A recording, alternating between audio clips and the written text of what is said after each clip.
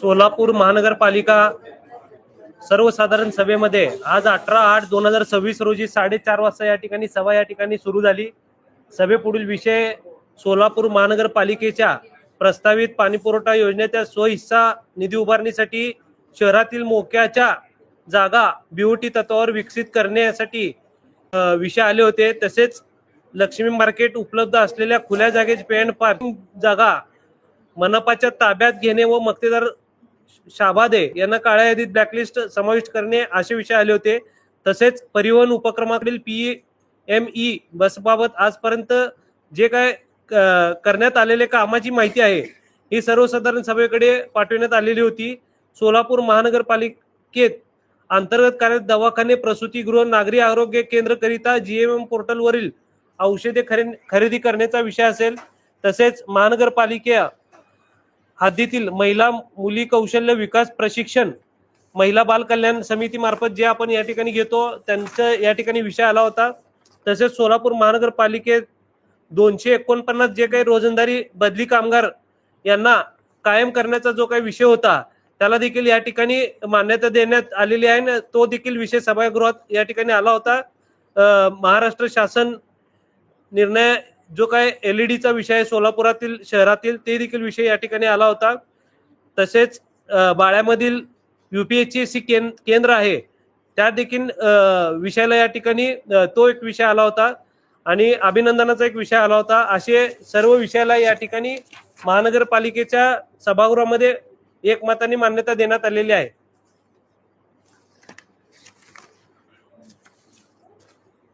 महाराष्ट्र शासनाच्या नगर विकास विभागाने दिनांक 22 जुलै 2026 रोजी महानगरपालिका, नगर परिषद व नगरपंचायती यांच्या मालकीच्या मालमत्तांच्या मुद्रीकरणाबाबत शासन निर्णय जारी केला आहे।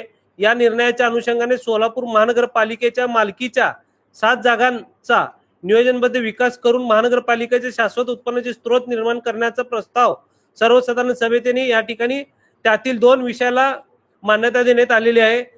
यापैकी 2 जागा प्रायोगिक तत्वावर प्राधान्याने विकास करण्यात येणार आहे। यामध्ये उत्तर सदर बाजार 7107 येथील 7 रस्ता बस डेपोची जागा असेल। तसेच नवी पेठेतील बैलगोटा मेजर शॉपिंग सेंटरची जागा असेल।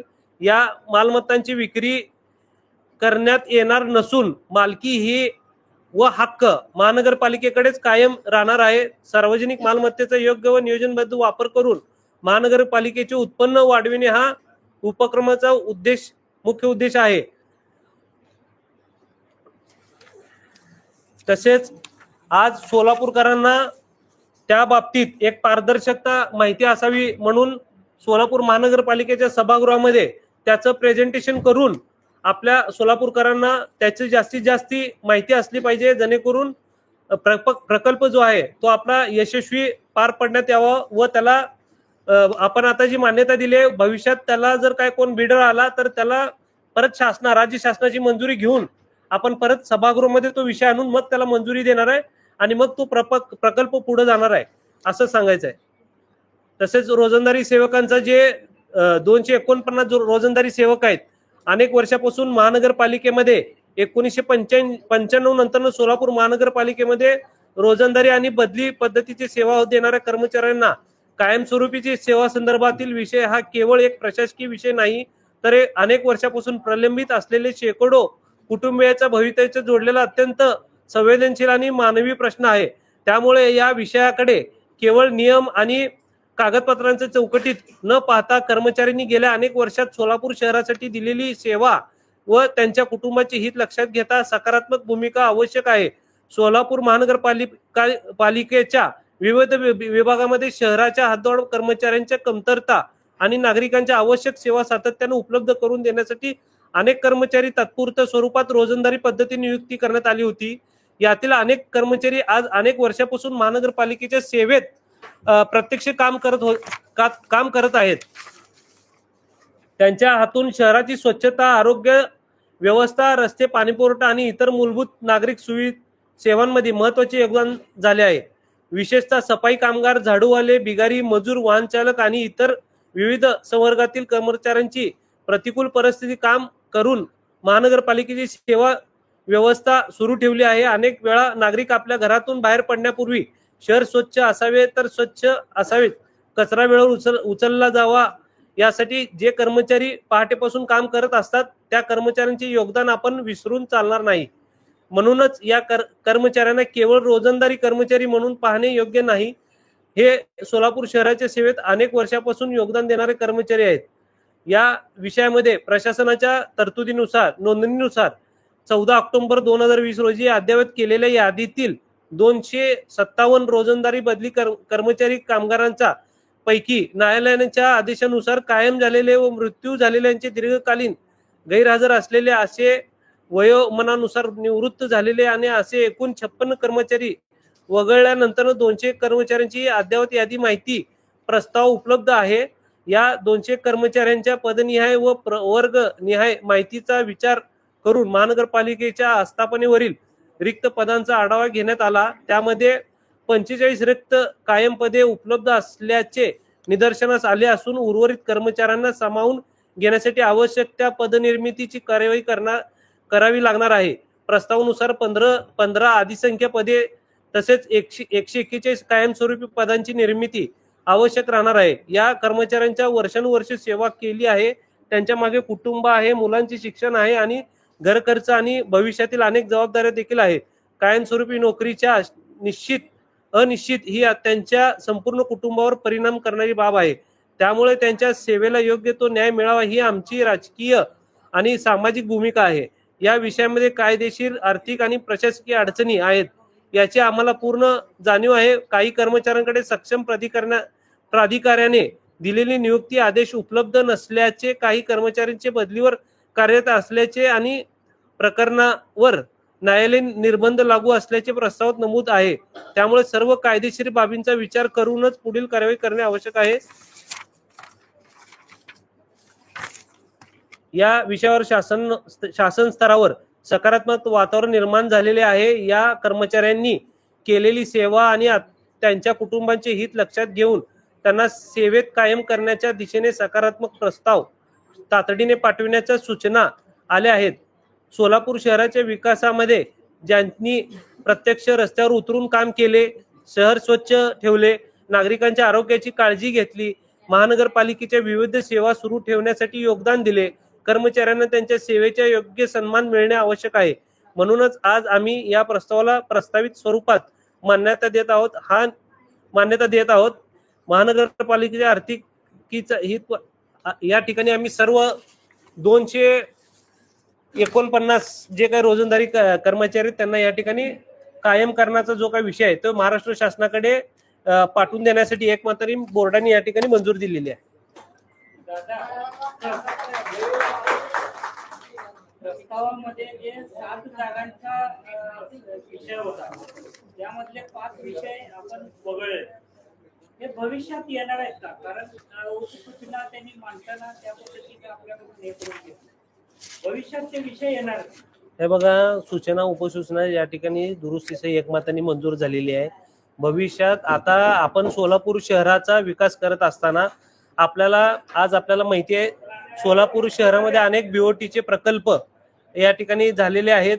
ते आता सध्या चालू आहेत. भविष्यात अजून अनेक जागा या ठिकाणी येतील आणि ती जागा पारदर्शकतेपणाने आपण महाराष्ट्र शासनाच्या अधीन राहून आपण त्या ठिकाणी एक पारदर्शकता हे करून आपण त्याला मान्यता देणार आहोत.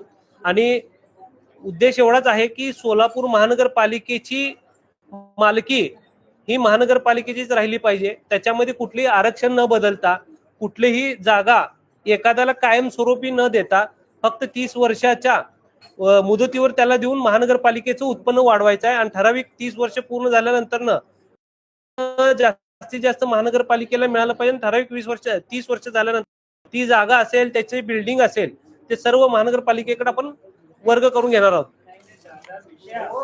माझा प्रश्न असा आहे की आपण हे जे बंद केलेले जे आज 5 जागा आहेत, आपण भविष्यात इतर जागाही शहरातले घेणार आहेत. यामध्ये काही वाद नाही विकासासाठी, पण ह्या 5 जागांचा पुन्हा त्यामध्ये येईल का विषय? हे बघा, एक सांगतो, आपला डीपीआर आता या ठिकाणी मंजूर होणार आहे. त्या डीपीआर मध्ये तेच जर आरक्षण या ठिकाणी जर राहिलं तर त्या पद्धतीने नियमात जे काही ज्या पद्धतीने आपल्याला विकसित करता येईल त्या पद्धतीने आपण विकसित करणार आहोत. साहेब, विरोधी पक्षाच्या त्या सदस्यांचं म्हणणं स्पष्ट आहे, प्रोसेसिंगमध्ये तसा उल्लेख आहे की आम्ही 2ला 1 मतांनी आम्ही पाठिंबा देतो, पण पुढे भविष्यामध्ये लोक प्रत्येकची भावना लक्षात घेऊन हे 5 पुन्हा सभागृहात येणार नाहीत, विषय प्रश्नावर येणार नाही, त्याची आम्ही ऐका. हे बघा, लोकभावना म्हणजे काय आहे? लोकभावना म्हणजे काय सांगा ना. प्रकल्प हे बघा, शेवटी काय नाही, जर भविष्यात येईल ना, त्यांना विश्वासात घेऊनच आपण हे करणार आहे भविष्यात. हे बघा, मी तेच सांगायला लागलो, तुम्ही दिशाभूल करायला लागलो. मला विषय मी द्यायला लागलो ना, डीपीआर मध्ये जो आरक्षण आहे ना, त्या आरक्षण पर्पज ठेवूनच आपण सर्व जागा विकसित करणार. आपण आरक्षण कुठलीही बदलणार नाही. तुम्ही मला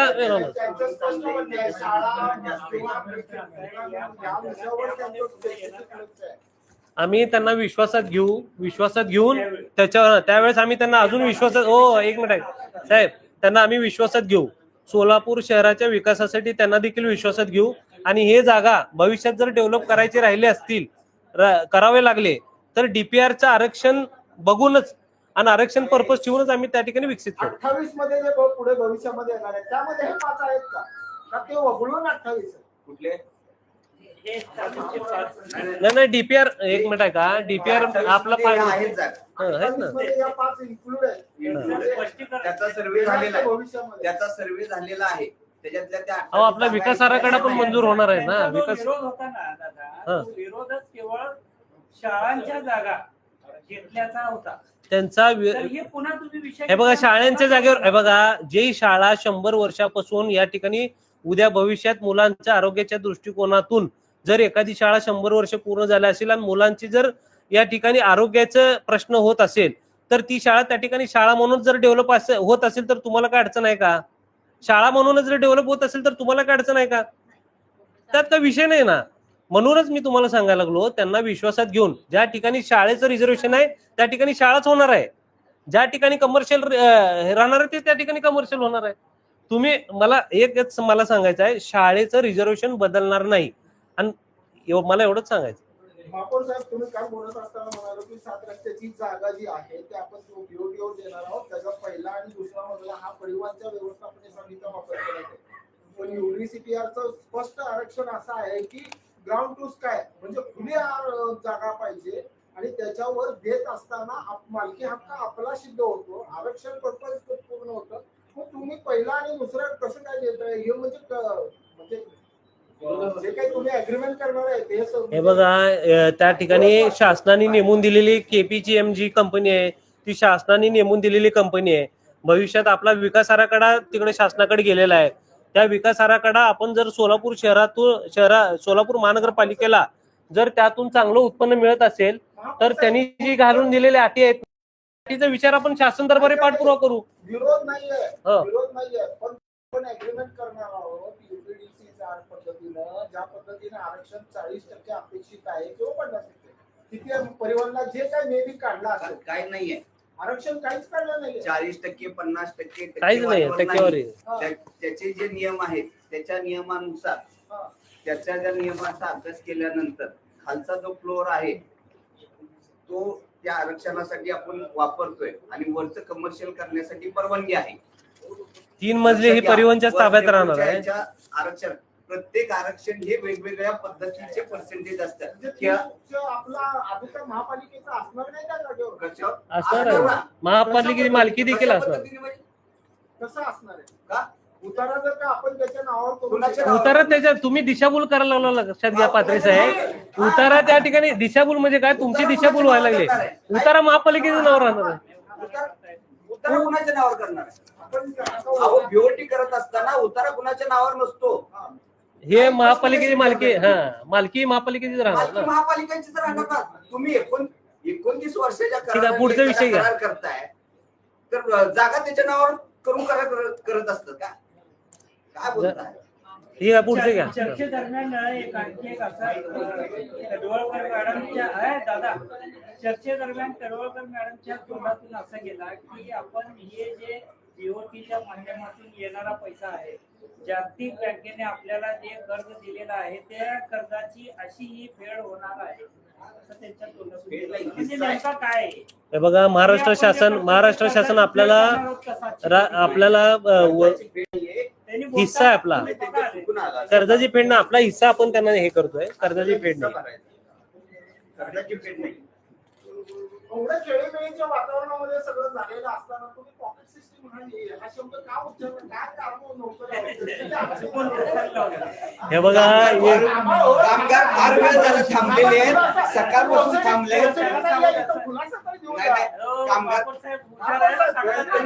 काय म्हणलो मी? थांबा बसा, एक मिनिट. मी काय म्हणलो अजून एकदा सांगा, मी त्यावर खुलासा. एक मिनिट झाला. मी काय म्हणलो मला आठवण, तुम्ही सांगा, मी त्यावर उत्तर देतो. मला उत्तर देतो, मला अजून एकदा जरा सांगा. नाही, एक मिनिट, अजून एकदा मी काय म्हणलो जरा सांगा, मी त्यावर उत्तर देतो. बोललेला शब्द मागे घेतला. मी काय म्हणलो तुम्ही मला जरा प्रश्न करा, मी उत्तर देतो. द्या की. कर्मचाऱ्या सत्कार आहे. डॉक्टर बाबासाहेब आंबेडकर जयंती दिन आपला सत्कार ठेवला. अगोदर